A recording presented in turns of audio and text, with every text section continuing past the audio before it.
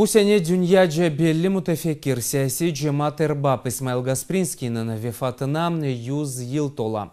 Бу афта Таврия университетінің Қырым татар ве шарх филологиясы факультетінде Гаспринскийлерінің сүллелесі ақында yazылған китап тағдым етілді. Китапның муэлифі белли журналист ве публицист Тимур Дағжидыр.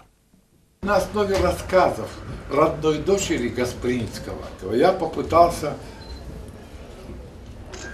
изобразить то, чего еще до сих пор в литературе не было. Это ее личные воспоминания, это как она видела Гаспринского, что она знает о нем, то есть какие-то интересные детали о Гаспринском. Тема всей этой книги – это судьба одного рода.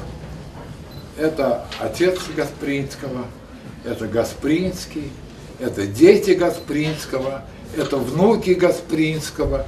И вот через весь род, у которого одна судьба, я хочу показать историю нашего народа. На одном дыхании я прочел эту книгу. И вот, знаете, молодежь должна знать, что те, про кого писал Тимур Дағжи из своей семьи, они, будучи расстрелянными, жили в делах народа, жили в делах товарищей, кто уцелел в той мясорубке.